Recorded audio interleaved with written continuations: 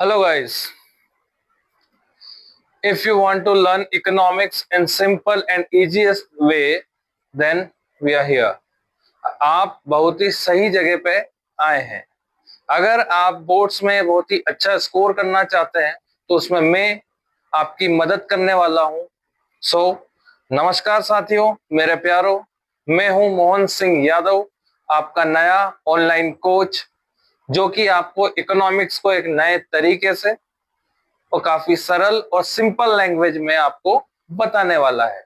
तो शुरुआत हम करेंगे इसकी मैक्रो इकोनॉमिक्स से, जिसमें सबसे पहला जो टॉपिक आएगा वो आएगा आपका इंट्रोडक्शन। चलिए शुरू करते हैं। मैक्रो इकोनॉमिक्स, मैक्रो जैसा कि नाम से ही क्लियर है, मैक्रो यानी बड़ा। आप लोगों ने प्रीवियस सेशंस में या अपनी जो भी प्रीवियस क्लास है उसमें सीखा होगा माइक्रो इकोनॉमिक्स के बारे में। तो माइक्रो इकोनॉमिक्स हमें क्या सिखाता है कि हम यहाँ पे छोटी छोटी यूनिट्स के बारे में स्टडी करते हैं, उसके बारे में समझते हैं, जैसे individual demand, individual supply, individual price, या फिर हम देखें तो स्मॉल स्केल यूनिट्स के बारे में हम माइक्रो इकोनॉमिक्स में सीखते हैं। तो इसी का जब वास्ट कवरेज जब करते हैं, that is comes under macro economics, that is comes under macro economics. तो मेरे प्यारों, सिंपल लैंग्वेज में मैक्रो इकोनॉमिक्स को हम क्या बोलेंगे, कुछ इस तरीके से। ये आपका मैक्रो है और ये आपका माइक्रो है। अब सवाल ये उठता है कि भाई ये क्या है, तो उसके लिए मैं आपको बताऊंगा आगे जितने भी आप सेशन जब आप पढ़ोगे, सीखोगे, समझोगे, तो आपको ये क्वेरी ऑटोमेटिकली क्लियर होगी। तो मैक्रो इकोनॉमिक्स जो है वो लार्ज स्केल यूनिट्स पे काम करता है कि कैसे किसी कंट्री की इकोनॉमी या वर्ल्ड इकोनॉमी काम कर रही है, कैसे लोगों का डिमांड का सिस्टम चलता है, कैसे कोई इकोनॉमी अपनी सप्लाई को रेगुलेट करती है, क्या जनरल प्राइस लेवल होता है, क्या उस इकोनॉमी में इन्फ्लेशन है, क्या उस इकोनॉमी में मनी फ्लो है, ईच एंड एवरीथिंग। अगर हम सारी चीजों को वास्ट लेवल पे स्टडी करते हैं, that is comes under macro economics. तो मेरे प्यारों, समझते हैं इसको कि ये फंडा सबसे पहले इंट्रोड्यूस किसने करवाया। तो उसके लिए हमारे पास एक महान इकोनॉमिस्ट का नाम आता है जे एम केन्स। जे एम केन्स, जॉन मेनियार्ड केन्स। इन्होंने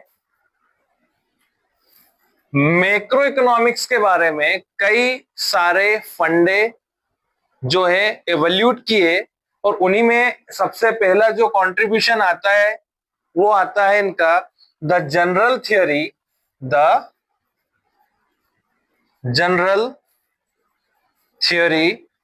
of employment, interest and money. क्या कहेंगे? The general theory of employment, interest and money. इसमें इन्होंने इकोनॉमिक्स के बेसिक फंडे इजाद किए जो आगे चलकर मैक्रो इकोनॉमिक्स कहलाए। That is why J M Keynes is considered as the father of macroeconomics. तो प्यारों, मैक्रो इकोनॉमिक्स होता क्या है?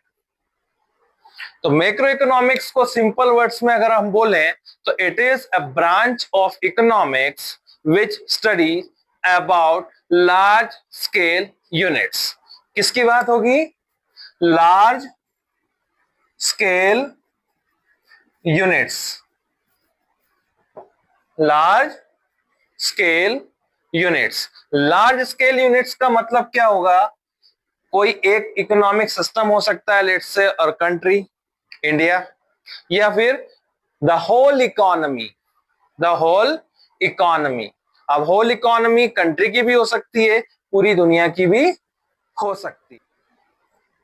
तो it is a branch of economics which studies economic problems at the level of an economy as a whole. That means ऐसी economic problems जो कि entire system को रेगुलेट करे या एंटायर सिस्टम से स्ट्रांगली कनेक्टेड रहे, that is comes under the branch of economics, that is known as macroeconomics. मतलब पूरे इकोनॉमिक सिस्टम को जब हम स्टडी करते हैं, उसकी प्रॉब्लम्स को समझने की कोशिश करते हैं, that is comes under macro economics. तो मेरे प्यारों, इसमें कई चीजें आती है, जैसे कि जीडीपी नेशनल लेवल का फंडा है, किसी इंडिविजुअल से इसका कोई सरोकार नहीं है। जनरल प्राइस लेवल, मतलब किसी भी इकोनॉमी में कमोडिटीज के या सर्विसेज के प्राइसेस क्या चल रहे हैं, क्या उसके लेवल है, किस लेवल पे ये इन्फ्लेट हो रहा है, ये सारा मैक्रो इकोनॉमिक्स का हिस्सा कहलाता है। इन्फ्लेशन, जिसको जनरली हम महंगाई बोलते हैं। एम्प्लॉयमेंट, मतलब किसी भी इकोनॉमिक सिस्टम में क्या एम्प्लॉयमेंट रेशियो है, क्या अनएम्प्लॉयमेंट सिस्टम चल रहा है। इंपोर्ट्स, एक्सपोर्ट्स, उस कंट्री का मनी फ्लो, कंट्री में या उस इकोनॉमी में पैसे का सर्कुलेशन कैसा है। एक्सचेंज रेट, मतलब एक करेंसी का दूसरी करेंसी से जब बदलाव होता है या एक्सचेंज होता है तो वो किस रेट पे होता है। इसके अलावा प्रोडक्शन, कंजप्शन। हाँ, यहाँ पे मैंने लिखा है प्रोडक्शन एंड कंजप्शन। तो मेरे प्यारों, ये आपने माइक्रो इकोनॉमिक्स में भी पढ़ा होगा। प्रोडक्शन या कंजप्शन में यहाँ पे डिस्कस कर रहा हूं पूरे इकोनॉमिक सिस्टम के बारे में, किसी पर्टिकुलर प्रोड्यूसर या किसी पर्टिकुलर कंज्यूमर की बात यहाँ पे नहीं हो रही है। अगर होती, that is the field of micro economics, but in this case I am talking about the entire producers, the entire consumers. That is why it is known as aggregate supply and this is known as aggregate demand. अब ये दोनों चीजें क्या है, तो इसके लिए आपको थर्ड यूनिट में आना पड़ेगा, that is known as determination of income and employment. तो अगली जो सीरीज बनेगी अपनी, जब भी हम उस पे आएंगे उसको भी कंप्लीटली सीखेंगे।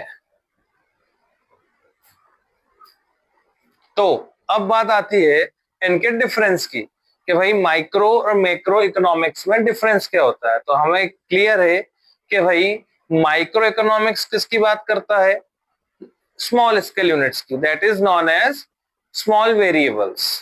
तो इसी को बोलते हैं हम, it studies problems of individual level, ये व्यक्तिगत राय को सपोर्ट करता है।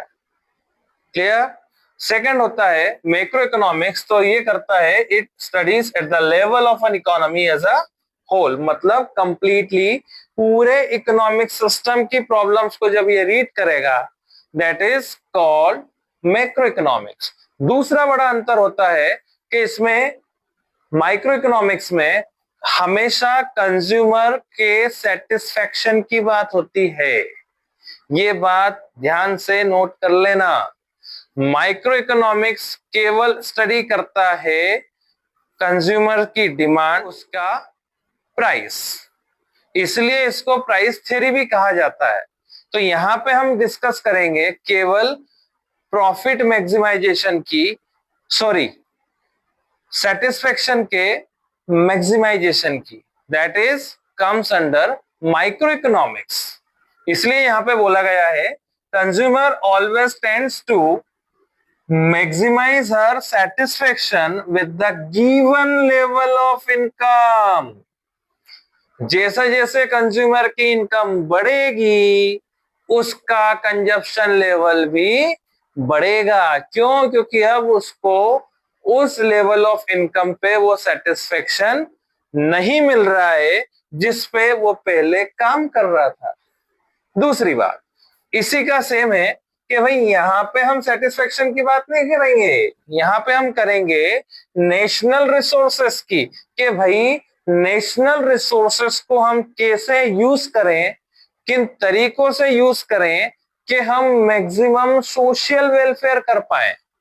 किसकी बात होगी? मैक्सिमम वेलफेयर की बात होगी। तो यहाँ पे बोला गया है national resources can be used for welfare of all the residents is maximised.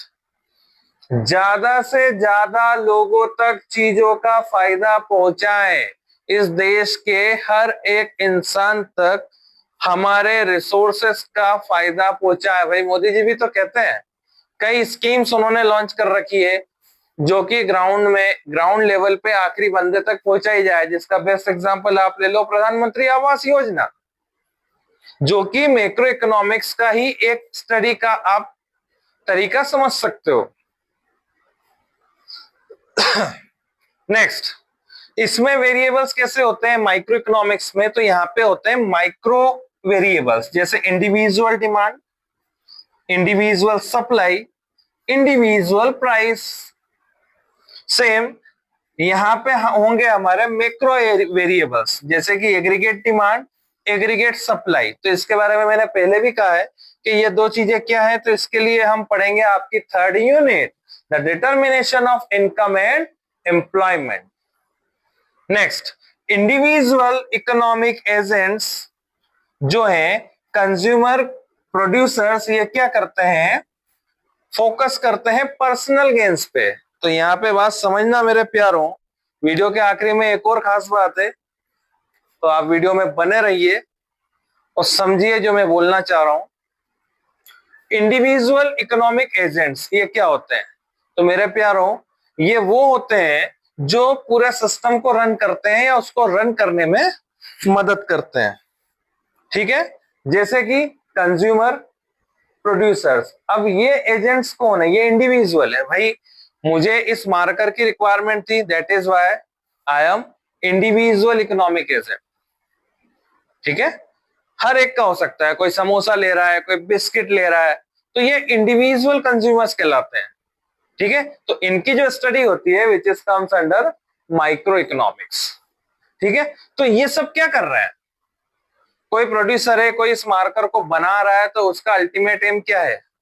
उसका अल्टीमेट एम है पर्सनल गेन्स। वो इसका प्रोडक्शन कर रहा है, तो वो केवल इसको बना के मार्केट में सेल करके, सिंपल सी बात है ना। तो ये किस पे फोकस कर रहे हैं? Focusing personal gains. ओके, इसके उलट मैक्रो इकोनॉमिक्स में जब हम आते हैं तो यहाँ पे इकोनॉमिक एजेंट्स बदल जाते हैं। They are called institutional economic agents. मतलब ये वो लोग होते हैं जो अपनी संस्थाओं के थ्रू अलग अलग तरीकों से अलग अलग फील्ड में लोगों को सर्विसेज दे रहे हैं। जैसे कि आरबीआई, आरबीआई का काम क्या है? इंडियन बैंकिंग सिस्टम को रेगुलेट करना। सेबी, सेबी का काम क्या है? सिक्योरिटीज में डील करना, उन चीजों को रेगुलेट करना जिसको हम बोलते हैं stock market, Nifty, Sensex, NCDEX. तो इन सबको रेगुलेट करने वाली बॉडी कौन है? सेबी। कौन है? सेबी। एक होता है ट्राई। तो ये सब क्या करते हैं? They all are focusing social welfare. इन सबका अल्टीमेट एम क्या होता है? Social welfare. तो यहां पे अब डिस्कस होती है कि भाई इकोनॉमिक, मैक्रो इकोनॉमिक्स का सिग्निफिकेंस क्या है, इसकी हमारे लिए जरूरत क्या है, क्यों ये हमारे लिए इंपॉर्टेंट हो जाता है। तो इसके लिए सबसे मेन बात आती है स्टडी ऑफ कॉम्प्लेक्स प्रॉब्लम्स। मतलब macroeconomics helps us to study about complex problems. अब कॉम्प्लेक्स प्रॉब्लम क्या भाई? तो एक सिस्टम को चलाने के लिए कई तरीके की प्रॉब्लम्स होती है। जैसे कि अभी हाल ही में हमने देखा ईरान और यूएस वॉर की वजह से पूरी दुनिया में ट्रांसपोर्ट, लॉजिस्टिक्स को लेकर कई तरीके के क्राइसिस फेस करने पड़े। ऐसे कंट्रीज जिनके इनसे अलायंस है उनको तो प्रॉब्लम कम आई, पर ऐसे कंट्रीज जो इनके एंटी थे या इनके अलायंस में नहीं थे, उनको काफी सारी चीजों को फेस करना पड़ा। इसमें बेस्ट एग्जांपल ले लें अपनी कंट्री। तो पूरी अपनी कंट्री क्या, पूरी दुनिया का ही ले सकते हैं। पूरी दुनिया में ऑयल प्राइसेस में अच्छा खासा बूम देखने को मिला। ठीक है, तो ये सब स्टडी क्या होती है? एक तरीके की कॉम्प्लेक्स प्रॉब्लम हमारे सामने लाती है। इसके अलावा भी कई सारी होती है, जैसे कंट्री को एक अच्छी खासे एक्सटेंट में लिटरेट करना हो, मास क्वांटिटी में एम्प्लॉयमेंट जनरेशन करना हो, तो भाई ये सारे इस तरीके के चैलेंजेस हैं जो ओवरनाइट तो हो नहीं सकता। तो मैक्रो इकोनॉमिक्स जो है इन्हीं प्रॉब्लम को सॉल्व करने के लिए कुछ रास्ते या कुछ तरीके सुझाता है। तो ये जैसे कि मैंने पहले भी डिस्कस करी थी कि केन्स ने ये फंडा दुनिया के सामने इंट्रोड्यूस कराया, तो उन्होंने किस बेस पे करवाया था, तो उसके पीछे भी एक बहुत बड़ी स्टोरी है। अगर उसको समझना चाहते हैं तो मैं शॉर्ट में आपको बता देता हूं। 30s या 1929 एक वो टाइम था जब पूरी दुनिया एक डिप्रेशन में, इकोनॉमिक डिप्रेशन में चली गई थी। पूरी दुनिया में एक ऐसा विशियस सर्कल बन गया था जिसमें ना तो डिमांड ना सप्लाई। अब अगर ये दोनों का बैलेंस बिगड़ा तो सिंपल सी बात है एम्प्लॉयमेंट पे भी उसका काफी नेगेटिव इम्पैक्ट पड़ा। पूरी दुनिया की हालतें इस तरीके की हो चुकी थी कि कंट्रीज के पास में अपने जो बेसिक ऑपरेशंस हैं उनको चलाने के लिए भी पैसों की भारी किल्लत हो गई थी। यहां तक कि अमेरिका जैसा देश जिसको दुनिया वर्ल्ड लीडर मानती है, एक स्टेबल इकोनॉमी मानती है, ये उस टाइम पे काफी मुश्किल दौर से गुजर रही थी। तो इन्हीं सब चीजों पे स्टडी करने के बाद में 1936 में केन्स ने ये बोला था कि आपको करना क्या है, अपने इकोनॉमिक्स जितना ज्यादा आप कैपिटल इन्वेस्टमेंट करोगे उतना ज्यादा मार्केट में जो है चीजों को बेहतर बना पाओगे। चीजों को बेहतर कैसे भाई? सिंपल सी बात है, आप लार्ज क्वांटिटी में इन्वेस्टमेंट बढ़ाओगे तो सिंपल सी बात है मार्केट में सप्लाई बढ़ेगी। मार्केट में जब सप्लाई बढ़ेगी तो सिंपल सी बात है डिमांड भी बढ़ेगी, और जब आप सप्लाई बढ़ाते हो तो कहीं ना कहीं आप एम्प्लॉयमेंट भी बढ़ाते हो, क्योंकि चीजों को बनाने के लिए लगता है वर्क फोर्स। मतलब अगर आपका इन्वेस्टमेंट बढ़ता है that means you are employing some proportion of your population, right. Simple सी बात है, ज्यादा लोग काम से जुड़ेंगे, डिमांड करेंगे क्योंकि उनके पास आएगा, राइट। सिंपल सा है। तो यहां पे बात आ रही है study of complex problem. Second thing, helpful information and executing policies. Government क्या करती है, कोई सी भी हो, अपने देश की बात नहीं है, किसी भी देश की हो, गवर्नमेंट करती है डेटा कलेक्शन अलग अलग लेवल पे, अलग अलग तरीकों से। जैसे अभी सेंसस चल रहा है, सेंसस इन्वेस्टिगेशन चल रहा है अपने कंट्री में। उसमें तो इस बार तो खैर बेसिक जानकारी है, पर अगर हम बात करें 2011 के सेंसस की तो उसमें कई तरीके के क्वेश्चंस थे जिसमें हमारी सोशल कंडीशन के साथ साथ इकोनॉमिक कंडीशंस के आंसर भी सरकार को मिल रहे थे। आपका घर कैसा है, पक्का है, कच्चा है, रहने लायक है, नहीं है, किराए का है, नहीं है, सारी चीजें। आपके घर में व्हीकल्स कितने हैं, तो आपकी सोशल और इकोनॉमिक दोनों कंडीशन का डेटा गवर्नमेंट के पास जा रहा है। अब ये जब डेटा सारा गवर्नमेंट रीड करती है, एनालाइज करती है, तो वहां से सरकार को पता चलता है कि भाई उनको अपने लोगों के लिए क्या बेहतर करना चाहिए, है ना। जैसे अभी प्रधानमंत्री आवास स्कीम आई तो ये क्या हवा में आ गई? गवर्नमेंट को ये श्योर हुआ कि भाई मेरे कंट्री में एक क्लास ऐसी भी है जिनके पास रहने लायक पक्का मकान नहीं है,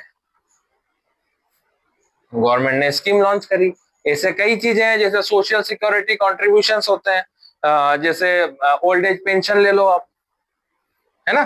तो ऐसे कई चीजें हैं। तो गवर्नमेंट क्या करती है, मैक्रो इकोनॉमिक्स फील्ड के तहत ही पॉलिसी फॉर्मेशन करती है और उसका एग्जीक्यूशन करती है, ठीक। ये मेजरमेंट होता है इकोनॉमिक डेवलपमेंट के लिए। तो यहाँ पे मैं डिस्कस करूंगा अपने अगले चैप्टर की, जिसको बोलते हैं नेशनल इनकम या एग्रीगेट्स ऑफ नेशनल इनकम, ठीक है। तो कोई भी कंट्री उसका जो नेशनल इनकम है जिसको हम बोलते हैं एनएनपीएफसी, क्या बोलते हैं?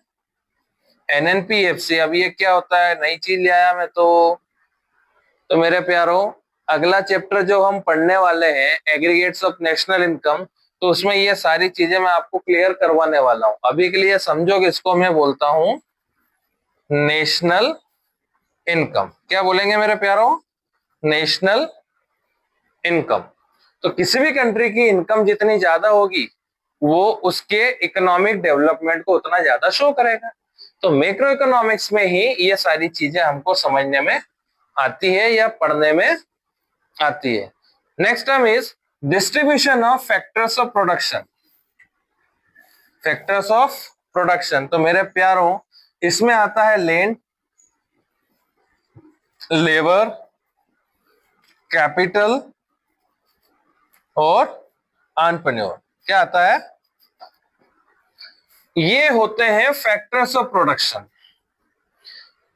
प्रोडक्शन अगर आपको परफॉर्म करना है तो भाई इन चीजों की दम पे ही होगा। तो इनको जब कंबाइन वे में आप स्टडी करोगे, इनको जब कंबाइन वे में आप समझोगे, है ना, तो इसी प्रोसेस को हम बोलेंगे distribution of factors of production. तो भाई कोई सा भी इकोनॉमिक सिस्टम, उसके पास जमीन कितनी है, कैसी है, किस यूज में आ सकती है, किस तरीके की उसकी प्रोडक्टिविटी हो सकती है, लेबर कैसी है, स्किल्ड है, सेमी स्किल्ड है या फिर अनस्किल्ड है, कैपिटल का साइज कैसा है, उसका फॉर्मेशन ऑफ कैपिटल कैसा है, ये सारी चीजें। एंटरप्रेन्योरशिप डेवलपमेंट की बात होगी कि भाई कैसे चीजों को नए रूप में हम बदल सकते हैं, है ना। तो ये सारा मैक्रो इकोनॉमिक्स की फील्ड में आता है। नेक्स्ट आता है आपका comparison from rest of the world. Rest of the world means आप एक कंट्री का दूसरे कंट्री से कंपैरिजन कर रहे हो। अब ये कंपैरिजन कब कर पाओगे? जब आपके पास डेटा होगा। आज हम बोलते हैं दुनिया में सबसे ज्यादा पर कैपिटा इनकम यूएसए की है, तो ये कैसे बोल पा रहा है? कहीं ना कहीं उस यूएसए के लोगों का हमने कहीं ना कहीं स्टडी किया होगा। पूरे यूएसए के इकोनॉमिक सिस्टम को हमने रीड किया होगा, तब जाके एक नंबर हमारे सामने आया। वैसा ही कुछ नंबर अपने कंट्री का भी है ना। तो यहाँ पे हम कंपैरिजन कर पाते हैं कि भाई कैसे एक कंट्री का इकोनॉमिक सिस्टम या इकोनॉमिक डेवलपमेंट दूसरे कंट्री से बेहतर है या कमतर है।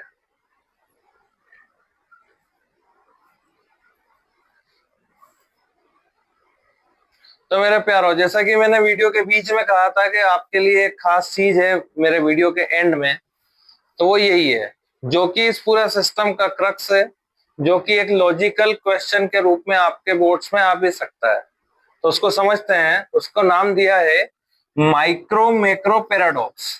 तो मेरे प्यारों, यहाँ ये चीज समझने की है कि कई बार जो चीज हमारे लिए फायदेमंद होती है वो ऐसा जरूरी नहीं है कि हर बार वो किसी और के लिए फायदेमंद या नुकसानदेह हो सकता है कि आज कोई चीज मेरे लिए फायदेमंद हो, पर फ्यूचर में जब वो चीज सब फॉलो करने लग जाए तो हो सकता है कि वो पूरे सिस्टम के लिए नुकसानदेह भी हो, है ना। तो यहाँ पे यही दिया है कि sometimes some kind of things are logical और may not be logical at micro और मैक्रो लेवल। कैसे? अब समझना, कोई इंडिविजुअल है जिसकी इनकम सपोज 50,000 है। क्या है? कोई इंडिविजुअल है, उसकी इनकम 50,000 पर मंथ है। अब उसके जितने भी एक्सपेंडिचर्स है या जो भी वो कर रहा है, ठीक है, उसकी एक आदत बनी हुई है कि वो महीने के 15,000 रुपए क्या करता है? सेविंग्स में डालता है। क्या करता है? सेविंग्स में डाल रहा है। कितने डाल रहा है? महीने के 15,000। Fair enough. उस एक बंदे के लिए सही है कि भाई वो फ्यूचर में कोई एसेट जनरेशन कर रहा है। भाई सेविंग्स है तो कहीं ना कहीं उसके लिए एक एसेट क्रिएशन का अच्छा खासा मॉड्यूल तैयार हो रहा है। पर दिक्कत कब आती है? जब उस इकोनॉमी के सारे लोग सेविंग्स को प्रमोट करने लग जाए। क्या करने लग जाए? क्या करने लग जाए? ये तो भाई माइक्रो कंसेप्ट हो गया कि भाई कोई इंडिविजुअल है। क्या है? इंडिविजुअल की बात हो रही है। पर अगर एंटायर सिटीजन्स प्रमोट्स सेविंग्स, क्या होगा? क्या होगा? एक बंदे ने सेविंग किया, अच्छी बात है, उसने फ्यूचरिस्टिक प्रोग्राम्स को मीट करने के लिए एक एसेट क्रिएशन का अच्छा खासा तरीका बनाया, समझ में आता है, दैट इज माइक्रो लेवल। पर अगर हम डिस्कस करें इस बात पे या इस चीज को अज्यूम करें कि पूरे इकोनॉमिक सिस्टम में कंट्री के सारे सिटीजन्स सेविंग को प्रमोट करने लग जाए, क्या होगा? क्या होगा? भाई एक बंदे के लिए तो चीज लॉजिकल है, समझ में आता है, एक इंडिविजुअल के लिए लॉजिकल है, समझ में आता है, पर अगर पूरे इकोनॉमिक सिस्टम में ये चीजें ऑपरेट होने लग जाए, that is may not be logical at macro level, it is logical at micro level but may not be logical at macro level। क्यों? पैसा तो सारा लोगों के अकाउंट्स में पड़ा है या घरों की तिजोरियों में पड़ा है। अब भाई पैसा चलेगा तो इकोनॉमी चलेगी। मार्केट में पैसा जितने ज्यादा दौड़ता है, जितने ज्यादा हाथों में जाता है, इकोनॉमिक सिस्टम उतना ही स्मूथली रन करता है। क्या होता है? किसी ने बंदे ने लोन लिया, कोई एक्टिविटी लॉन्च करी, हो सकता है इकोनॉमिक एक्टिविटी हो या किसी और चीज में, तो कहीं ना कहीं बंदा या तो कंजप्शन कर रहा है या कहीं ना कहीं इन्वेस्टमेंट कर रहा है, तो पैसा तो भाई अलग अलग लेवल पे कंज्यूम कर रहा है ना। वही पैसा घूम फिर के पूरी इकोनॉमी में चलता रहता है ना। तो हर हाथ में पैसा है, हर बंदे के पास पैसा है, ठीक है। अब ये मान लो किसी एक हाथ में गया, वहीं रुक गया, तो भाई अगला हाथ तो खाली बैठा ना, बैठा या नहीं बैठा? कोई बंदा कंजप्शन को डिस्करेज कर रहा है तो सिंपल सी बात है वो सेविंग्स को एनकरेज कर रहा है। सेविंग करना अच्छी बात है, पर हर बंदा यही सोचने लग जाए कहीं और इन्वेस्टमेंट करे ही ना। भाई सेविंग्स के अलावा भी चीजें है ना, पैसे को आप स्टॉक मार्केट में लगा सकते हो, किसी असेट में लगा सकते हो जैसे गोल्ड सिल्वर या कोई प्रॉपर्टी। तो ये पैसा आप एक्सपेंड कर रहे हो, आप खर्चा कर रहे हो, पर खर्चा करने का ये मतलब नहीं है कि वो पैसा वेस्ट जा रहा है, आप असेट तो फिर भी क्रिएट कर रहे हो, है ना। तो ये मैक्रो इकोनॉमिक कंसेप्ट है। तो मार्केट में जितना ज्यादा पैसा फैलेगा उतना ही ज्यादा हाथों में जाएगा और इकोनॉमी उतना ही फूलेगी फलेगी, है ना। तो इसलिए बोला गया है कि अगर किसी कंट्री का कंप्लीटली जो सिस्टम है वो सेविंग्स को ही प्रमोट करने लग जाए, वो कहीं और इन्वेस्टमेंट करने के बजाय, तो एक तो उस पैसे की वर्थ गिर रही है, पैसा पड़ा पड़ा थोड़ा ना पड़ेगा, उस पैसे को काम पे लगाना पड़ेगा ना, सिंपल सी बात। तो माइक्रो लेवल पे लॉजिकल चीज हो सकती है वो, पर मैक्रो लेवल पे लॉजिकल नहीं हो सकती। और भी इंटरेस्टिंग वीडियोस के लिए आप बने रहें। हमारी अगली सीरीज में, इसी सीरीज का जो अगला वीडियो आने वाला है वो आएगा आपका aggregates of national income. Video पसंद आए तो लाइक करें, शेयर करें, सब्सक्राइब करें। Thank you.